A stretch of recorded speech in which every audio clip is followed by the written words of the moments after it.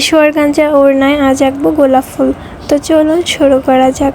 কালারটা ছিল হালকা পিঙ্ক কালার, মানে সাদাও না পিঙ্ক কালারও না, কেমন যেন সাদার মধ্যে একটা পিঙ্ক পিঙ্ক শেড। খুবই সুন্দর ছিল কালারটা। মিষ্টি কালার এবং লাল কালারের মাঝামাঝি একটা কালার দিয়ে এখানে আমি গোলাপগুলো আর্ট করে নিচ্ছি। প্রথমে হচ্ছে গোলাপের শেপটা করে নিচ্ছি, এরপর এটার মধ্যে ডিটেলস কাজ করব। আর একটু হালকা টাইপের কালারটা দিয়ে এটার উপরে গোলাপের পাপড়িগুলো দিয়ে দিচ্ছিলাম। এই যে এখানে কিন্তু সবগুলো গোলাপ আমার আর্ট করা শেষ। এবারে গোলাপগুলোর সাথে লতা পাতা এঁকে নিব। বেশ সুন্দর লাগতেছিল, কিন্তু ডিজাইনটা এখনও কিন্তু গোলাপের কাজটা পুরোপুরি শেষ হয়নি। তো এরপর এখানে অনেকটা পরিমাণে পাতা দিয়ে দিব ডিজাইনটার সাথে, কিন্তু পাতাগুলো বেশ সুন্দর লাগতেছে। এরপর হচ্ছে কালো কালারটা দিয়ে এখানে পাপড়িগুলোকে হাইলাইট করে দিচ্ছি। প্রত্যেকটা গোলাপে এরকম সুন্দরভাবে হচ্ছে কালো কালারটা দিয়ে হাইলাইট করে নিয়েছি। এরপর হচ্ছে গোলাপের মাঝে কতগুলো হচ্ছে রেনু দিয়ে দিচ্ছি।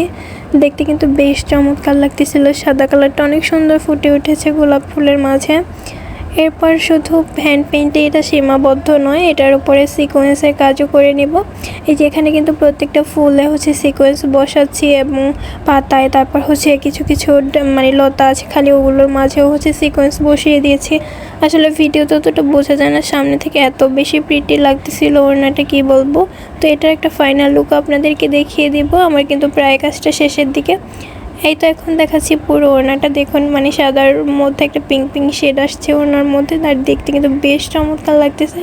ওড়নার দুই সাইডে এরকম করে হচ্ছে একটু গর্জিয়াসভাবে ডিজাইন করা, আর মাঝে ছিল এরকম সিঙ্গেলভাবে গোলাপ দেওয়া। ট্রাস্ট মি, ভিডিওতে বা পিকচারে যতটুকু না সুন্দর লাগতেছে, সামনে থেকে এর থেকে আরও দ্বিগুণ বেশি সুন্দর লাগতেছিল। মানে এটা ভিডিও বা পিকচারে দেখে আপনারা অর্ডার করলে যখন হাতে পাবেন তখন আরও বেশি খুশি হয়ে যাবেন।